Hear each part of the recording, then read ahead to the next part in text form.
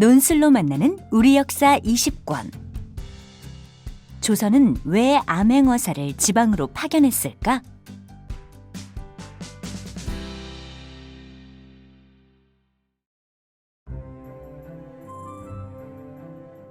여는 이야기. 유교의 나라 조선에서는 어버이가 자식을 사랑하듯 왕이 백성을 잘 다스려야 할 의무가 있었습니다. 그것이 바로 하늘의 뜻이라 여겼죠. 만약 천재지변이 일어나거나 정치를 잘못하여 백성의 삶이 공공해지면 왕에게 책임을 물었습니다. 이때 왕이 정치를 바로잡지 않으면 관리들이 나서서 하늘의 뜻을 거역한 덕없는 임금이라며 왕을 비난했습니다. 그렇기에 왕은 지방의 수령들이 맡은 바 직분을 잘 수행하고 있는지, 나라 안의 민심은 어떠한지, 백성들에게 불평과 어려움은 없는지 늘 살펴야만 했죠. 그러나 아무리 왕이라 할지라도 지방 구석구석에 있는 백성 개개인의 사정까지 다 헤아릴 수는 없었습니다. 그래서 왕은 암행어사를 비밀리에 지방으로 파견했습니다. 특히 부정부패가 극심했던 조선 후기에는 암행어사의 활동이 더욱 활발했죠. 암행어사는 어떻게 왕이 덕치를 펼치는데 일조했을까요?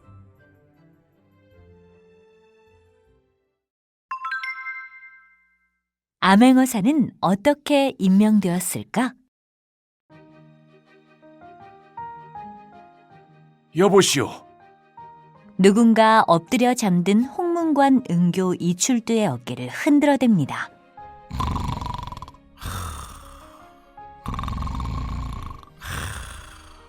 하지만 이출두는 아랑곳하지 않고 코까지 골고 있습니다. 여보시오, 좀 일어나 보시오. 누가 곤히 자는 사람을 깨우고 난리야? 이출두는 귀찮다는 듯 머리를 벅벅 긁어대며 고개를 들었습니다. 나는 승정원에서 왔소. 전하께서 기다리시오. 저를요? 그렇소. 서두르시오. 임금님의 심기가 불편하시오. 더 늦었다간 사약을 내리실지도 모를 일이지.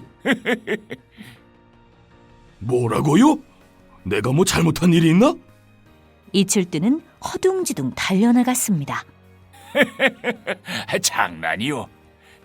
이것이나 가지고 가시오. 승정원 관리가 내민 것은 네모 모양의 나무패였습니다.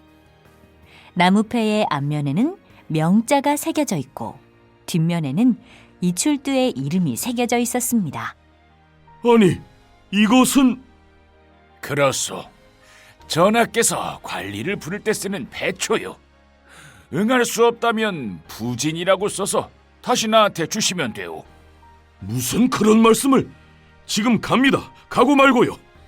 이출두는 급히 편전으로 달려갔습니다. 전하께 예를 갖추시오. 이출두는 임금님께 큰 절을 올렸습니다. 임금님은 인자한 미소를 지으며 말씀하셨습니다. 그대는 지금부터 암행어사가 되어 전국 각지로 떠날 것이다. 과인을 대신하여 백성들의 생활에 어려움은 없는지 잘 살펴야 한다. 자, 먼저 추생을 통해 그대가 감찰할 지역을 정하겠다. 제가 암행어사요? 그리고 추생이라면 제비뽑기를 말씀하시는 것이옵니까? 그래. 여기 전국 각 지역의 이름이 적힌 대나무 막대를 통해 넣고 짐이 직접 제비를 뽑을 것이다. 감찰 지역이 미리 알려져서 효과를 볼 수가 없기 때문이지. 그대의 임무가 얼마나 은밀히 이루어져야 하는지 알겠는가? 임금님의 말에 이출두는 더욱 긴장이 되었습니다. 마침내 임금님께서 제비를 뽑고 그것은 도승지에게 전해졌습니다. 잠시 후 임금님께서 직접 봉서와 마패, 유척을 내려주셨습니다. 감찰 지역은 봉서에 적혀 있을 것이고 마패는 암행어사의 신분을 증명해주는 신분증이니라. 유척은 노쇠로 만든 자인이 가지고 다니며 관리들이 공무를 거둘 때 효량형을 제대로 실천하고 있는지 감시하라. 그나저나 자네 이름이 이출두라지. 암행어사 출두요 할 때 그 출두인가?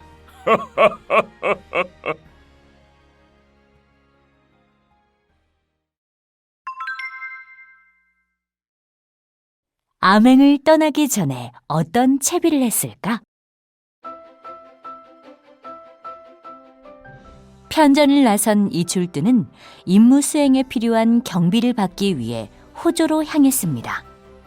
지급받은 물품은 쌀 5말, 광목 4필, 건어물 3마리와 굴비 3두름, 엽전 5냥이었습니다. 겨우 이걸 가지고 얼마나 버틸 수 있으려나. 나는 책이나 읽고 글이나 쓰는 것이 좋은데 암행어사라니 귀찮게 되었군. 이출두는 투덜거리면서도 서둘러 남대문으로 향했습니다. 임금님께서 내리신 봉서에 적힌 도남대문 외계탁이라는 말은 남대문을 벗어난 후에야 봉서를 열어보라는 뜻이었기 때문입니다. 아이고 궁금해.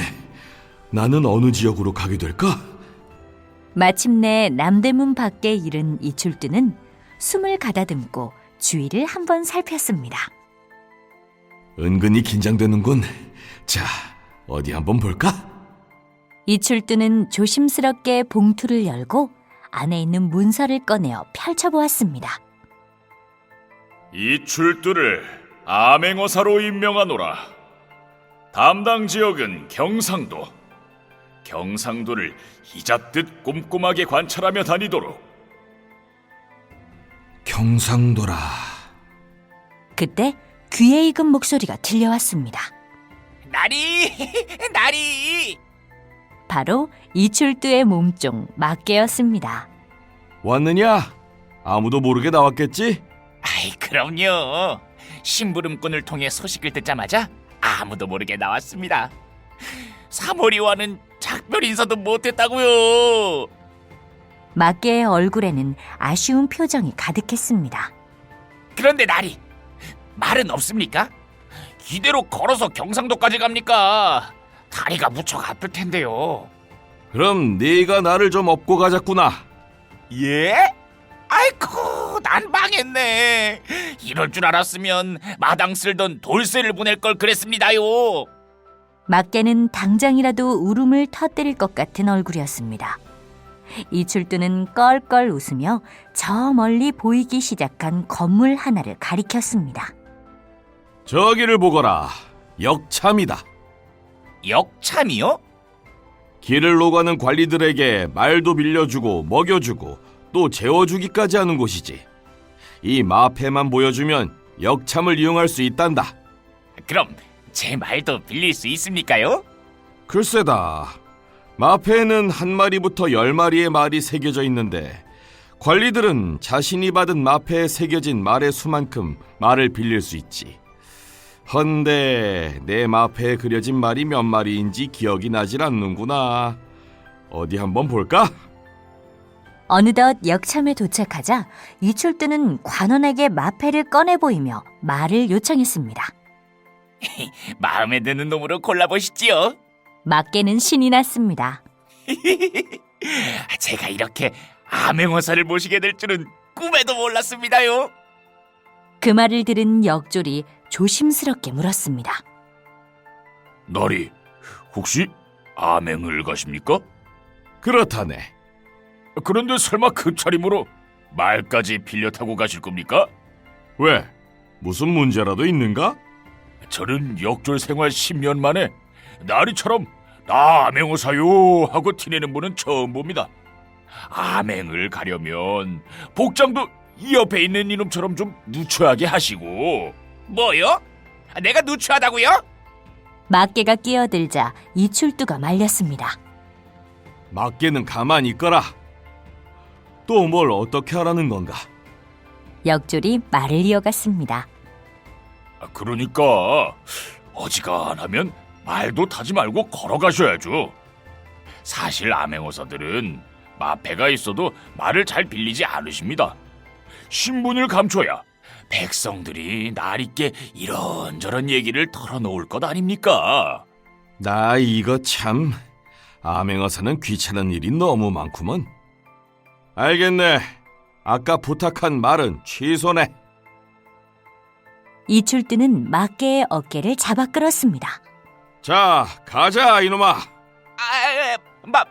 말은요? 걸어가자. 아니면 내 놈이 날 업고 가도 좋고. 날이 정말 이러실 겁니까?